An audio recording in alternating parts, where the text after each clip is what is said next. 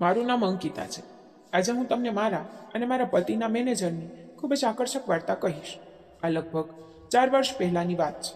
મારા લગ્નને ફક્ત 2 વર્ષ થયા હતા. હું અને મારા પતિ અમારા ઘરે એકલા રહેતા હતા. હું દેખાવમાં ખૂબ જ સુંદર હતી. મારો રંગ દૂધથી પણ સફેદ હતો. આમ તો મારા પતિની ઊંચાઈ મારા કરતાં થોડી ઓછી હતી. અમારા ઘરની સ્થિતિ થોડી નબળી હતી. તેથી મારા પરિવારના સભ્યોએ મારા વહેલા લગ્ન કર્યા. મારા પતિ એક ખાનગી કંપનીમાં કામ કરતા હતા. મારા પતિ કરતાં હું દેખાવમાં શારીરિક રીતે ખૂબ મજબૂત હતી, પણ મારા પતિ થોડા નબળા હતા. તેની શારીરિક શક્તિ ઓછી હતી, તેથી તે મને એટલી આનંદિત કરી શકતા નહોતા જેટલું હું ઈચ્છતી હતી. આને કારણે અમારું બાળક પણ નહોતું. હવે આ બધું અમારી વચ્ચે કોક વખત જ થતું હતું, પરંતુ એવું કહેવામાં આવે છે કે જો કોઈ તરસ્યા વ્યક્તિને પાણી મળે તો તે ત્યાં જવાનો પ્રયાસ કરે છે. મને પણ એવું જ થયું. લગ્ન પહેલાં પણ મારે ઘણા બધા બોયફ્રેન્ડ હતા, તેથી મને તેની ટેવ પડી ગઈ. મને મારા પતિ તરફથી ખુશી મળી નહોતી, તેથી હું એવો પ્રેમના શોધમાં હતી જે મારી બધી જરૂરિયાતો પૂરી કરી શકે છે. અહીં અમારા ઘરની સ્થિતિ ખૂબ જ ગંભીર હતી. મારા પતિનો પગાર પણ ખૂબ ઓછો હતો, તેથી ઘરના ખર્ચ કરવામાં મને તકલીફ થતી.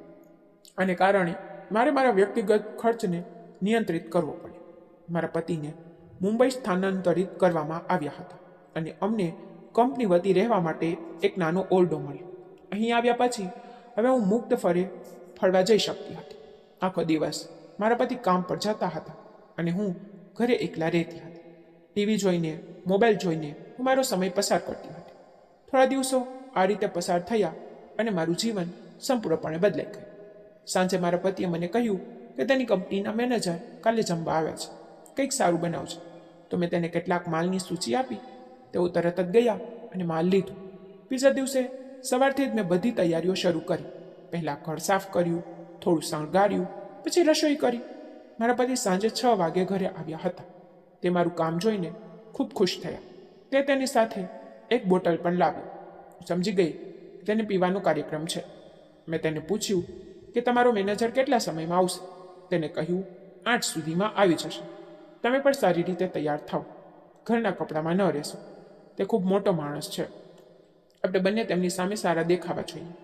મેં કહ્યું ઠીક છે, અને રસોડામાં કામ કરવા ચાલી ગઈ. સાંજે 7 વાગ્યે મેં ખૂબ જ સુંદર લાલ રંગની સાડી અને બ્લેક બ્લાઉઝ પહેર્યું હતું. તે સાડીમાં મારો સફેદ રંગ ખૂબ જ ખીલી રહ્યો હતો. રાત્રે 8 વાગ્યે દરવાજો ખટખટ્યો. તે સમયે મારા પતિ બાથરૂમમાં ફ્રેશ થઈ રહ્યા હતા. હું તરત જ ગઈ અને દરવાજો ખોલ્યો તો સામે 35 વર્ષ લાંબો માણસ ઊભો હતો. તે દેખાવમાં ખૂબ જ હેન્ડસમ હતો. જ્યારે તેની નજર મારા પર પડી તો તે મારી તરફ જોતા જ રહી. મેં તેને પૂછ્યું, તમે કોણ? તેને પોતાની સંભાળતી વખતે મારા પતિ વિશે પૂછ્યું. મેં કહ્યું, હા, તે ઘરે છે, તમે અંદર આવો. મેં તેમને અંદર બોલાવ્યા. મેં તેમને પાણી આપ્યું. થોડા સમય પછી મારા પતિ પણ બહાર આવ્યા અને મને તેના મેનેજર સાથે ઓળખાણ આપી. મેનેજરનું નામ વિનોદ હતું. આ પછી હું રસોડામાં ગઈ અને તે બંનેએ વાત કરવાનું શરૂ કર્યું અને મેં રસોડામાં રસોઈ બનાવવાની તૈયારી શરૂ કરી. ત્યારે વિનોદે મને રસોડામાંથી સ્પષ્ટ રીતે દેખાતો હતો અને મને ફરી ફરી જોઈ રહ્યો હતો. હું મારા કામમાં વ્યસ્ત હતી.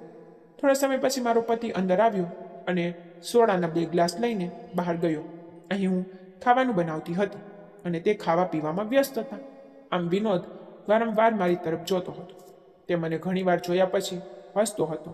હું પણ તેની તરફ જોતી હતી અને હસતા હસતા જવાબ આપતી હતી, પરંતુ મારા મગજમાં તેના વિશે કંઈ નહોતું. તે વયમાં મારાથી મોટા હતા અને તે સમયે મારી ઉંમર કેટલી હતી? હું ફક્ત 22 વર્ષની હતી. લગભગ 1 કલાક પછી જ્યારે તેનું પીવાનું બંધ થઈ ગયું ત્યારે મેં તેમના માટે ખોરાક પીરસવાનું શરૂ કર્યું. જ્યારે તે બંનેએ જમવાનું શરૂ કર્યું ત્યારે વિનોદે મને તેમની સાથે બેસવા કહ્યું અને મને ખોરાક ખાવાનું કહ્યું. જ્યારે મેં મારા પતિ તરફ જોયું ત્યારે તેણે પણ કહ્યું, તમે અહીં અમારી સાથે બેસીને જમી લો, પછી તમે ક્યારે એકલા ખાશો. તેથી મેં મારી પ્લેટમાં ખોરાક પીરસ્યો અને તેમની સાથે બેઠી અને જમવાનું શરૂ કર્યું. જમતા સમયે વિનોદ વારંવાર મારા ખોરાકની પ્રશંસા કરી રહ્યો હતો અને મારા પતિને કહેતો હતો, તમારી પત્ની ખૂબ જ સારો ખોરાક બનાવે છે. અને મને કહ્યું, તમે કેટલા સુંદર છો, તમે જેટલા સુંદર છો તેટલો સારો ખોરાક બનાવો છો. મને મારી પ્રશંસા સાંભળવાનું ગમતું. થોડા સમય પછી તે ફરી પીવા લાગ્યા. હવે બંનેને ચડી ગઈ હતી. મારા પતિ ક્યારેક ક્યારેક પીતા હતા, તેથી તેને વધુ ચડી ગઈ હતી. ખોરાક ખાધા પછી તેને હાથ ધોયા અને પલંગ પર સૂઈ ગયો. હવે હું મેનેજર સાથે બેઠી. તે વારંવાર મારી તરફ જોતો હતો. મને તેનું આ રીતે જોવાનું યોગ્ય લાગ્યું નહીં. અચાનક મેં જોયું કે તેની આંખો ક્યાં હતી. તેથી મેં તરત જ સાડીનું પલ્લું ઠીક કર્યું. થોડા સમય પછી અમે બંને ખોરાક પૂરો કર્યો અને બાથરૂમમાં હાથ ધોવા ગયા. પણ બાથરૂમમાં નળની કોઈ સુવિધા નહોતી. તેથી મેં તેના હાથ પર પાણી રેડ્યું. જ્યારે અમે બંને બહાર આવી રહ્યા હતા ત્યારે તે પણ મારી પાછળ હતા. મને પાછળથી જોતા તેણે મને કહ્યું કે તમારા બ્લાઉઝની ડિઝાઇન ખૂબ સારી છે. અમે હાથ સાફ કર્યા અને બંને બહાર આવ્યા. જલ્દી હું બહાર આવી મેં જોયું કે મારા પતિ પલંગ પર પડેલા સૂઈ ગયા છે. જ્યારે મેં તેને ઉપાડવાનું શરૂ કર્યું ત્યારે વિનોદે મને રહેવા દેવાનું કહ્યું અને કહ્યું તેને સુવા દો. કદાચ તેને ખૂબ પીવાની આદત નથી, તેથી તેને ચડી ગઈ હશે. વાંધો નહીં, તેને સુવા દો. હવે હું જાઉં છું. જવું તેને દરવાજા તરફ જવાનું શરૂ કર્યું અને દરવાજો ખોલ્યો. અમે જોયું કે બહાર ખૂબ જ જોરદાર વરસાદ પડી રહ્યો છે. પછી તેણે મને કહ્યું, હું અહીં થોડા સમય માટે રહું છું, નહીં તો હું આ વરસાદમાં ભીનો થઈ જઈશ. મારા પતિ બહાર પલંગ પર ઊંઘમાં હતા, ત્યાંથી હું વિનોદને મારા રૂમમાં લાવી. અમે બંને પલંગ પર બેઠા અને વાત કરવાનું શરૂ કર્યું. તેણે મને કહ્યું કે તમારા પતિ ખૂબ ખુશનસીબ છે કે તેને તમારા જેવી સુંદર પત્ની મળી. હું ઈચ્છું છું કે તમે મારી પત્ની હોત. મેં તરત જ કહ્યું, તમે શું કહો છો? તેને કહ્યું, તમે જે સાંભળ્યું. આ સાંભળીને મેં નીચે જોયું અને કહ્યું, સર, તમે આ શું બોલી રહ્યા છો? તે મારી શરમને સમજી ગયા અને તે મારી નજીક આવ્યા અને કહ્યું કે જો તમે મારી પત્ની હોત તો હું પોતાને ખૂબ નસીબદાર માનત. તમે મારી સાથે દોસ્તી કરશો? પણ હું આ પ્રશ્નોનો જવાબ આપી શકી નહીં. તો તેને ફરીથી પૂછ્યું, મને કહો. મેં તેની તરફ જોયું અને હા પાડી. તે ખૂબ ખુશ થયા. તેને કહ્યું, આભાર. મને તમારો મોબાઈલ નંબર આપો.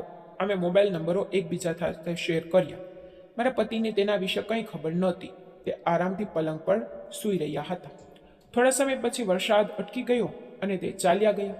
બીજા દિવસે જ્યારે પણ મારા પતિ નોકરી પર જતા હતા ત્યારે વિનોદનો કોલ આવવાનું શરૂ થયું. અમે બંને લાંબા સમય સુધી વાત કરતા હતા. ધીરે ધીરે અમે બંને એટલા નજીક આવ્યા કે હવે કેટલીક અનકહી વાતો અમારા શબ્દોમાં થતી હતી. હવે મેં પણ તેના ફોનની રાહ જોવાનું શરૂ કર્યું. મેં તેને ખૂબ પસંદ કરવાનું પણ શરૂ કર્યું.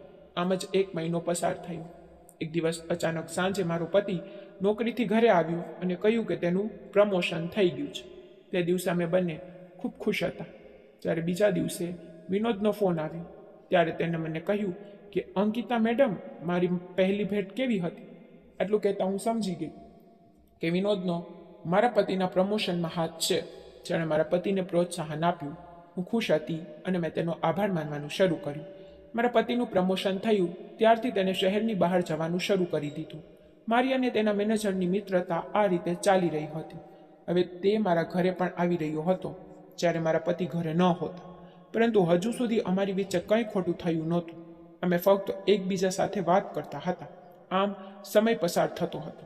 એક દિવસ મારા પતિએ મને કહ્યું કે તે 10 દિવસ માટે બીજા શહેરમાં જાય છે અને મને કહ્યું કે તમે અહીં એકલા શું કરશો? જો તમે ઈચ્છો છો તો તમે તમારા માના ઘરે જઈ શકો છો. મારું માનું ઘર અહીંથી ખૂબ દૂર હતું.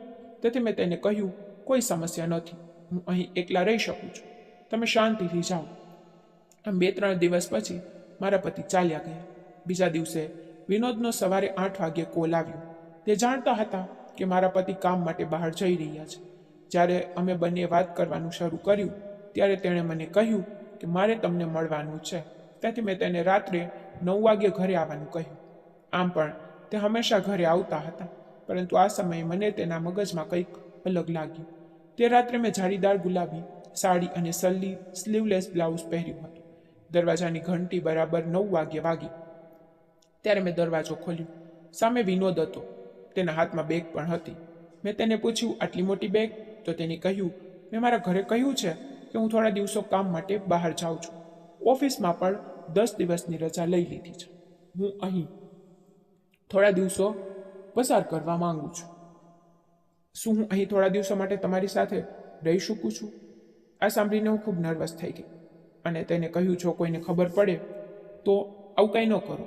તો તેને મને સમજાવવાનું શરૂ કર્યું અને કહ્યું, ચિંતા ન કરો, કોઈને કંઈ પણ ખબર નહીં પડે. આ પછી હું તેને ઘરે લઈ ગઈ. પછી હું રસોડામાં ગઈ અને રસોઈ શરૂ કરી. અમે એક સાથે ખોરાક ખાધો. ખોરાક ખાધા પછી અમે ગેલેરીમાં બેસીને એકબીજા સાથે વાત કરતા હતા. તો તેને મારી તરફ જોવાનું શરૂ કર્યું. મારા મનમાં ઘણા વિચારો આવી રહ્યા હતા કે અહીં રહેવાની તેની યોજના શું છે, પણ વાત કરતી વખતે તેણે અચાનક જ મારો હાથ પકડ્યો અને મને તેની પાસે ખેંચી અને કહ્યું, અંકિતા, તમે મને ખૂબ પસંદ છો. શું તમે મને પસંદ કરો છો? હું જાણું છું કે તમારા પતિ તમારા પર બિલકુલ ધ્યાન આપતા નથી, પણ હું તમારી જરૂરિયાતોને પૂર્ણ કરીશ. હું તમને જે જોઈએ છે તે લાવીશ. મને મારા પતિ તરફથી ખુશી મળી નથી જે હું ઈચ્છું છું, તેથી જ મેં વિનોદની વાતનું પાલન કર્યું. અમે બંને ઓરડામાં ગયા અને વિનોદે મારી બધી જરૂરિયાતો એમ પૂર્ણ કરવાનું શરૂ કરી દીધું. તે જ રીતે વિનોદ 10 દિવસ અમારા ઘરે રહ્યો. પછી તે તેના ઘરે ગયો અને મારા પતિ પણ ઘરે આવ્યા. મારા પતિને મારા વિશે કંઈ ખબર નહોતી. તેને મારા પર વધારે ધ્યાન જ આપ્યું નહીં. તેને મારી ઈચ્છા દેખાતી નહોતી, પરંતુ હું જાણતી હતી કે વિનોદ જાણતો હતો કે મારે શું જોઈએ છે. તેને મને જે જોઈએ છે તે બધું આપ્યું. થોડા દિવસો ત્યાં રોકાયા પછી મારા પતિએ બીજા શહેરમાં નોકરી લીધી અને થોડા મહિના પછી અમે બીજા શહેરમાં સ્થળાંતર કર્યું. પણ આજે પણ હું વિનોદ સાથે વિતાવેલી તે ક્ષણ યાદ કરું છું. તો મિત્રો, સ્ટોરી સારી લાગી હોય તો વિડીયોને લાઈક કરો અને ચેનલને સબસ્ક્રાઈબ કરો. આભાર, ધન્યવાદ, બાય બાય.